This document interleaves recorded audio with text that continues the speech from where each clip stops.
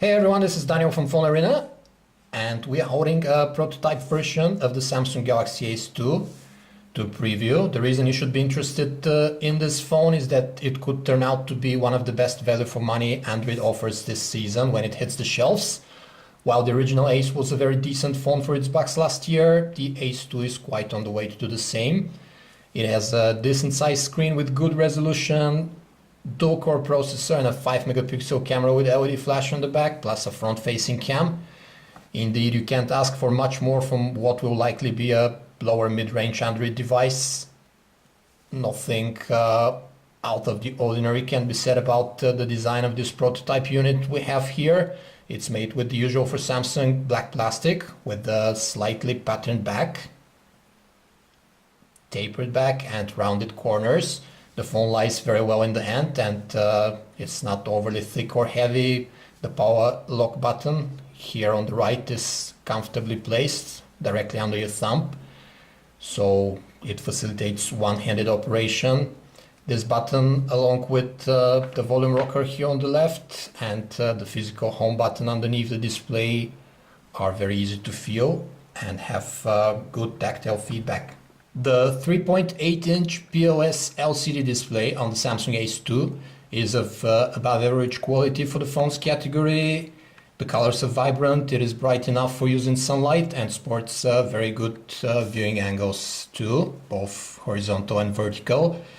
The 480 by 800 pixels of resolution here translates to 246 ppi pixel density, which is also above average, and you'd be hard-pressed to call any interface elements jaded. Samsung TouchWiz 4.0 over Android Gingerbread is what we have on the Galaxy Ace 2, with its transparencies, transitional animations, and a couple of helpful widgets. We can't vouch for the final unit, but as you can see, even in this prototype, the interface is very fluid, powered by a 800 MHz dual-core processor with ARM Mali 400 graphics. Typing on the Galaxy Ace 2 will be pretty easy too, since 3.8-inch screen means your thumb can reach almost everywhere on the screen, and you can type one-handedly without having to resort to the other one for holding the phone. Samsung has provided the usual for TouchWiz multimedia hubs like the Social Hub for integrating your social networking and messaging accounts. We also have the Game Hub, Music Hub and the Reader, as well as the usual photo and video editors, file browsers and note-taking apps that Samsung provides with TouchWiz.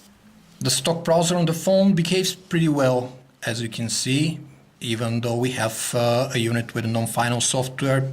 Panning around, pinching to zoom, double tap and scrolling all work pretty fluidly.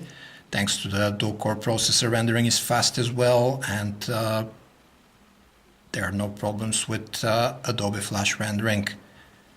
You can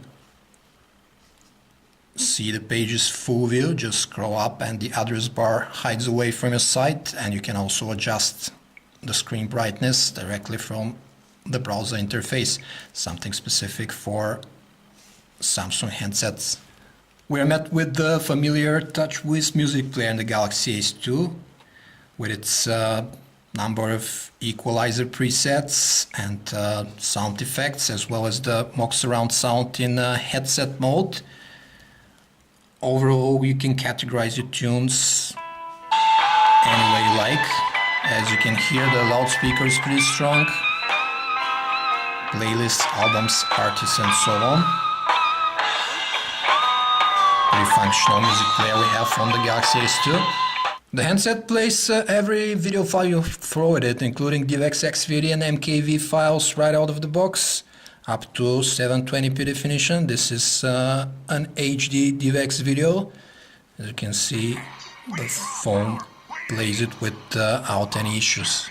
We've got the usual TouchWiz camera interface here on the Galaxy Ace 2 with its transparent menus that help you see the frame when taking a shot. You have a number of shooting modes like smile shot, panorama, action shot for fast moving objects, and the cartoon mode that paints your photos in hand-drawn like comic style. You have an abundance of scene modes for each and every lighting condition as well, and a couple of effects you can apply to your photos. A pretty poor number compared to HC handsets, for example, though. Overall, the pics look pretty decent as they are, even in our non-final unit, but the software might be tweaked further for the retail versions. So we're just posting them as a preliminary idea. The phone shoots 720p HD video with 30 frames per second, which should be sufficient for any casual footage. As far as our expectations about the Samsung Galaxy Ace 2, we think that it has every prerequisite to become a bestseller for Samsung, with the notable exception of a more distinctive design. The compact size and the good PLS LCD screen will be a boost for everyday interaction with the phone, whether you're in or outside. And the dual-core processor under the hood will make sure you don't feel underpowered.